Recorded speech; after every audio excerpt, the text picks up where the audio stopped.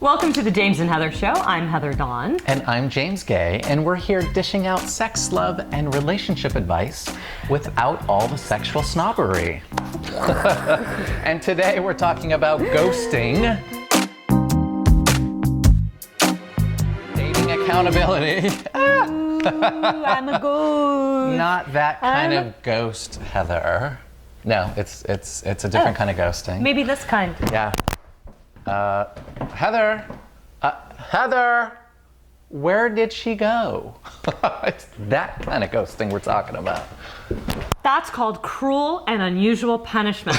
I'm punishing you. I'm disappearing without telling you, and I'm taking off, and you're gonna have to do the James and Heather Show without Heather. All on my own, huh? So let's get into it. We're gonna be talking about what is ghosting, why do people ghost, how to deal with it, how do you handle why it's harmful. Yeah, right? Exactly. And how to do it different, how to resolve the ending of a relationship in a different way. Exactly, exactly. So ghosting. Yes. It creates a lot of psychological harm on people, both for the ghostee and the ghoster. But at the end of the day, James and I have two very different definitions on how we see ghosting. Go figure. Would you like to give your therapeutic definition? I would love to give my therapeutic definition. My non-shaming definition. Yawn. I'm going to be a sexual snob today, sorry, because I think ghosters need they need a good kick in the ghosting butt. So my definition is one person basically cutting off all communication in order to end a relationship. And that's any form of a relationship, whether that's a friendship, a friends with benefits, a dating relationship 1, 2, 3 times, or a longer term relationship. So basically, I would agree with you, except I have a little bit more emotional oomph in charge. I think it is more of the castration and sudden removal, because when you're ghosted, you're not prepared of a person from your life with total disregard for their feelings. Now, I know that seems a lot more intense than yours. It sounds a little harsh. It's a fact. I love it. Ghosting, and if you've ever been ghosted. Yeah. Oh, I've been ghosted too. Yeah. It's not fun. Okay. There's a lot of different things. Esther Perel has a beautiful chart. I love what she says. Yeah, and she has a really great quote that you, I know, found when we were hunting on the internet for stuff. But she also has a really great chart about the different stages of ghosting, from ghosting to icing, she calls it, simmering, and then of course the healthy thing to do when you're wanting to end a relationship, power parting. It takes a lot of courage to part powerfully. When all of these things are like, the ghosting is more about just cut off, no more contact. Castration, sudden removal, punch in the gut.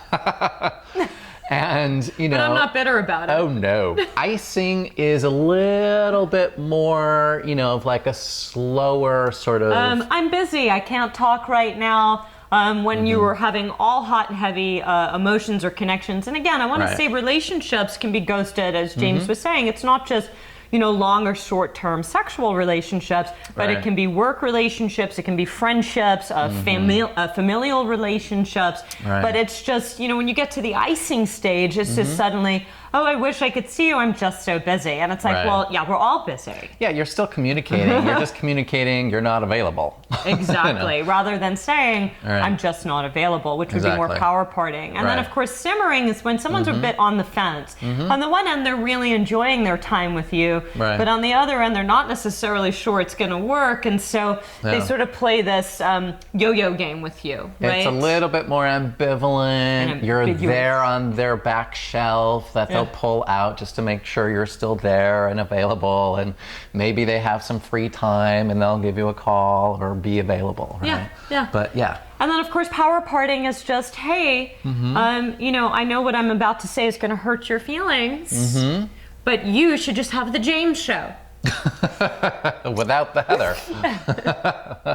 So this quote from Esther Perel is really great. And what she says about this topic is that it's really the manifestation of the decline of empathy in our culture, right? That's the promotion of one's selfishness without regard for the consequences of others, right? So it's really about the self-absorption, that gets everyone in the way. is here to be about themselves, right? And that's what it is. And then you add like an online environment to that where there's greater anonymity. That's right, where you're never really connecting. Everyone's hiding behind their mobile device or their computer device.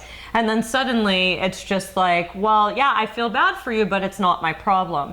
It's sort of too, if you ever get to a stage where you're reading the news, I always like to read the headlines of the news just to keep in what's going on, but I call it the bad news. And that's because every time you read it, it literally finds every shitty piece of horrible thing that's happening, that's going on in this world. Highlights the worst thing about it, right? Yeah, it does. And, you have to be able to pull away from that, but you also have to be aware of it. And yet, if you were actually in those places, it would be a completely different experience. You may not be able to pull away from it so easy, or you may not even notice it at all. Yeah. But so this computer technology stuff is giving us lots of information, but it's also creating a barrier that protects us from feeling empathy. Well, and I would say that it's how we use technology instead of technology using us. So it can actually be used for deeper intimacy and connection, but oftentimes we don't use it in that way, and so it can become this veil, this distance between us and other people. Yeah. So it's really how we use it. And the reason why people ghost, and I want to be really clear, like, I guess in a non-sexual snobbery kind of way, I know we're tempted to look at the more aggressive person, even though ghosting is passive aggressive, and sit there and go, well, they did this, but it actually takes two to tango in those games. Sure. These are relationship-based behaviors, even if they're short-term or long-term. So someone who does ghosting would typically be in a relationship with someone who has self-esteem issues. Yeah. Typically. And I say that typically because if it's short term, those are in longer term relationships. In short term, not necessarily, because you don't really know each other at that point. Exactly. And so it could come as a surprise. Right. But that being said, people who ghost really genuinely have an inability to communicate. They have an inability to deal with conflict. They lack courage. They're afraid of being disliked. They're afraid of being accountable for their emotional discomfort as well as yours.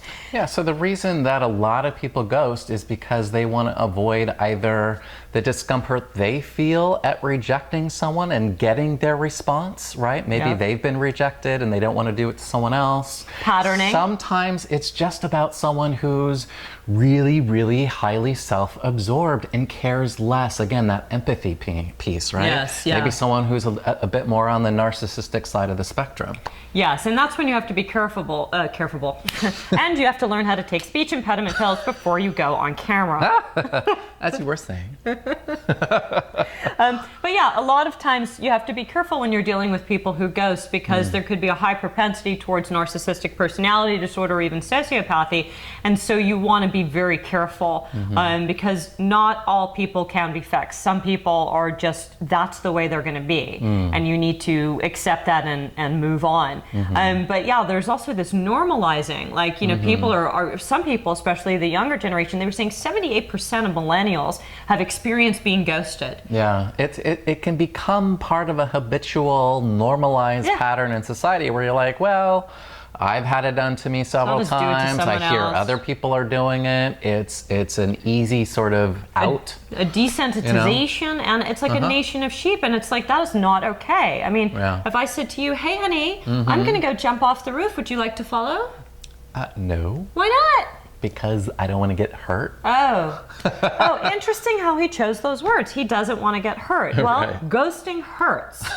Both people. Both people, but in various different ways, and we'll get into that. In various different ways, but the person who does the ghosting is not having the immediate hurt. Right. Okay, and they also are not having the longer term hurt or the resentment and stuff that deals with that. I'm going to disagree with that one. But go right ahead. Because sometimes the person who's actually doing the ghosting is having so much anxiety, like they want to end it, in a more integrity sort of way, but they But again, the more they prolong it, the worse they feel, the more that they, that stress sort of builds over time for some people, not everyone. Yeah. So it's really dependent on someone's intentions, what's going on, their background, all that kind of stuff. And so how do you deal with this, right? How do you deal with it if you've been ghosted, and how do you deal with it if you're a ghoster? Well, and this is the thing. It's like, as the person being ghosted, it's like, you don't know why they stopped talking to you, right? So you can fill There's in a psychological that confusion space to your detriment, where That's you're right. making shit up, not sure why it happened. And sometimes you can make up a reason that's actually worse than why they stopped in the first place. Which is why, first and foremost, if you've been ghosted, even if you're in pain and suffering, and again, intellectual understanding and emotional understanding are vastly different things. The intellectual cognitive can help the emotional, but I want to be very clear that when you're dealing with this emotional pain, you actually have to go through the emotional pain, and there's just no escaping it. You can lessen it. But when you've been ghosted, you have to understand and drive this into your head and have a support group around you. It really isn't about you. It actually isn't. It's about the person's inability to communicate, to have conflict, to resolve it, to end things. So many of us have such a bad experience with ending relationships that we don't have a lot of good models for how to do it well. So one way of dealing with it is, like you're saying, acknowledge the feelings that are arising from it. Give yourself space to be pissed off, confused, bewildered, sad, disappointed, whatever you feel. James has heard me several times when I was ghosted being like, I hope he just gets run over by a bus from the genitals down. And James is like, good for you. Right? He didn't say don't think that way, or you shouldn't think that way, or it's bad to think that way. Like, you actually, if you don't deal with the feelings, the resentment, the confusion, the fear, the worry, because there's going to be a whole host of emotions, you're going to deal with it at some point. And we have all kinds of different thoughts. We have all kinds of different fantasies. Sometimes if we just allow ourselves to play that out, then we don't have to enact it in real life, right? We can have those sort of, Because remember, when you've been ghosted, it literally feels, it's considered psychological torture to ghost someone, and the experience of the ghostee. It actually, in psychology, it's considered psychological torture because of the confusion. It's like putting a bomb off, and then, are they alive? Are they dead? Is he okay? What did I do? Is she okay? Am I okay? Why was that relationship real? Like, you start questioning the validity, and then when you hear things like, oh, well, that person just didn't have the courage. I've experienced when I've been ghosted before. I dated this very courageous person. They could leap off a building in a single bound. Do all kinds of crazy physical, courageous things. So when they did something that was so lacking in courage on an emotional level, that threw me for a loop. Just because someone is physically courageous, Sir Lancelot, and I'm going to fight, doesn't mean they're emotionally courageous. Those are vastly different types of courage. Well, and I would just do a slight nuance to the word torture, because that's a pretty strong, word. I do agree. I think it can be extremely painful and disorienting, and like, what the hell just happened?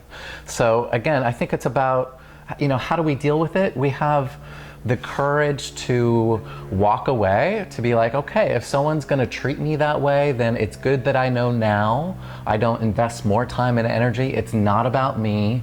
I can have my feelings. Of course, it's difficult not to take it personally, but at some point to remove that kind of responsibility and allow the person who did this to own it instead of you owning it. I'd like to say this too. When it comes to taking it personally, in a longer term relationship, I do think that actually there's part of you that should take it personally on this level. Maybe so. It's not about you in terms of the action they took, but if you were in a long-term relationship with someone that had the ability to just castrate that relationship, despite your emotions and attachment and love professed for one another, the intimate sexual relations that you had, and so forth, there's part of you that speaks volumes about being with this person on a self-esteem level.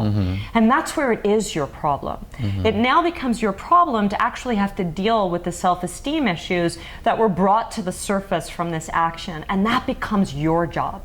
Their job is to let them go and do their stuff and figure out their courage and needs. But your job as the person who's been in a long-term relationship and you've been ghosted is to actually deal with the self-esteem and the self-worth issues that are going to surface. Well, and it also might be one of those things where you saw some, if in a long-term relationship, you saw some signs along the way that they avoided conflict, that they didn't resolve conflict well, that when you had conflict, they just find bolt. places to empower yourself. Right, so it's about recognizing those kinds of patterns, right? And so when you move forward in a new relationship, you can see those warning signs and address them up front along the way. That's right. So you don't make it a second behavior, because that's the other thing, which is oftentimes if you've been ghosted before you get into a new relationship and you're like, I recognize this, and you take off. Right. So you have to find the balance between saying, well, this is not my ex, or this is not that relationship, but also saying, but it could be. Right. Right? So you have to walk that fine line and keep your wits and awareness despite your emotions. Again, dealing with emotions is substantially messier than dealing with cognitions, intellect, and behavioral patterning. And so it's a very fine line. And you want to have a good support system, a good therapist around you, like my friend, a good friend around you, a good life coach that can help you, you know, stay on your goals. These things are all really important. Well, so let's talk about alternatives to ending relationships, right? With, again, greater integrity and courage. Yes. You know? So that's the key words there, which is that, you know, not all relationships were designed to last forever. Some people don't even want forever. So the question is, how do you end in a way that doesn't wound somebody? Right. You know. Well, and it can be context dependent. Again, if it's a short-term thing, you've had one date, you know, having a second date so you can let them go is probably not necessary. Not a call, a text. Exactly. Call is probably better. Yeah, and you can, I mean, let's role play a little bit here, right? Sure. So let's say that... you or I had a one great date, and you told me you wanted to see me again. There you go. Cool. What do you want to tell me to end things? Well, hey, hi, James. Let's do the finger phone. Hi, how are you? Oh, so good. I had such a great time on our last date. I'm so looking forward to seeing you again. I know, and I know I said I wanted to see you again, and you know, look, I just got to thinking about things, and I don't want to come up with a bunch of bad excuses like I'm busy or this or that, but I just think that this is not necessarily going to work for me, and so I don't want to waste any more of your time, because I know you're looking for something serious, and I think I'm just going to say, you know, goodbye, and I wish you the best of luck. All right. Well, I'm disappointed, but I'm glad that you're honest with me, and I wish you well. Thank you. I'm sorry, but I wish you good luck. Okay. All right, you take care. That call took what, a minute? Right. Yeah. It takes a minute to be accountable and empathic to somebody whose feelings you're going to inevitably hurt, and you're going to feel like crap for a second too. Right. But at least you did the right thing, and it took no time. Let's say that the person's like, well, why? I don't get it, you know, like pleading for it to be different. I would also say that you don't, depending on how long it's been, you don't necessarily owe an explanation. You can offer it if it makes sense and it feels like it's... And there's some history. Yeah, exactly. Explanations work better when there's a history between people. If it's a couple of dates here or there, you actually, I would agree with you. You don't have to get into the explanation and stuff. Right. But you know, what was that? You talked about conscious uncoupling, and I chuckled a little bit because of all that social media. Oh, Gwyneth Paltrow, you know, Paltrow, conscious she's uncoupling. kind of been known for this, but I like the concept of consciously ending relationships, and part of that is recognizing that there has been value to the interaction, to the relationship, even if it's just a one-time thing, that you spent some time with someone and invested a certain amount of time, you know? And so giving that relationship its due by actually saying, you know, I appreciate the time we spent. It doesn't feel like something I want to continue. I wanted to let you know. I wish you well. It's just so much more respectful and kind to do it that way. I've done even on online dating with people I haven't even gone out or expressed interest in. You know, if somebody sits there and says, hey, I'd like to meet you, or it looks really cool, and I'm not interested, I'll at least say, thank you so much for reaching out, but you know, I don't really think that this is a good match. Like, and again, I don't even know this person, but I do appreciate the courage it takes to reach out to someone. And so, again, it takes a minute or less of your time to be conscious, kind, right, and empathic towards somebody's situation. Well, and with practice, you get better at it over time. It can be a little bit more comfortable, never fully comfortable, but you know, and it's one of those things where if you do it this way, you're actually practicing the skill set of what it takes to be in a long-term relationship. Correct. Because you're setting boundaries, you're setting limits, you're asserting your needs, you're letting people know where you're at. So you're sharing from a vulnerable place, which again, all these are skill sets for long-term relationships. Yeah. And so make sure when you're looking for alternatives, again, if you're a ghostee or a ghoster, there's two different ways of handling these things. Like if you've been ghosting people a lot and it's become a bad habit, you do need to find, again, some therapy or some kind of therapeutic outlet so that you can start to get comfortable with discomfort in emotions, with avoiding conflict. A little bit of conflict is healthy. Too much, of course, is unhealthy. And just to tack on to that, I think people want a solution that has with it no level of discomfort or distress, and that's just not reality. No, that's not reality. You've got to start with being human and getting off the dating train, right? Like if you're caught in these ghosty or ghoster behavior patterns, get off, because you're really just creating a train wreck in both situations. Get off. It's time for self-reflection. What did I bring to this situation? How can I do it differently? And then go in with, fresh eyes to the best of your ability, because you certainly don't want to take your wounds from your last relationship and bring it into your new relationship. You want to be cautious, but you don't want to be wounded, and those are vastly different scenarios. Caution is not a wound, right? Well, and to also practice in areas that are less risky. So saying I'd prefer to go to this restaurant than this restaurant, even if the person like that, you're able to assert your needs, set boundaries and limits in other ways, so that when it comes to this sort of bigger issue of ending a relationship, you have some practice under your belt to be able to do that. And I want to say too, because millennials again are ghosting more than any other age bracket, it is a big deal. If you don't think it's a big deal, when you ghost someone, it's the same thing as bruising or scarring them, and it creates the same and highlights the same pain receptors in the brain. So in other words, you could literally, if you've been ghosted, take a Tylenol, and it will actually alleviate some of the physical symptoms generated by the emotional response. So, for example, if you didn't think ghosting was a big deal, if I wanted to end this little relationship that I have with James, and I wanted to ghost him, I should beat him up and slice him up a little bit and walk away, which of course would get me arrested, right? But I would never do that. And so you need to look at ghosting on that type of a harmful level. Your lack of courage, which can be fixed with a few therapy sessions or some self-reflection, is doing a lot more than just saying like, oh, it's not such a big deal. It is a big deal. Emotional wounds count too. It's not just physical stuff that's happening. So that's right. It's not illegal to ghost someone, but you're creating a very similar scenario for the person that you've ghosted, and you do need to take that seriously and sort of nip that behavior in the bud. Yeah. So again, if you've done it, it's been done to you, there's no need to feel worse about it and shame and shame and shame. It's actually to provide greater compassion for yourself and others, allows for it to shift and to do it different, right? So that you're not in this cyclical pattern of doing it.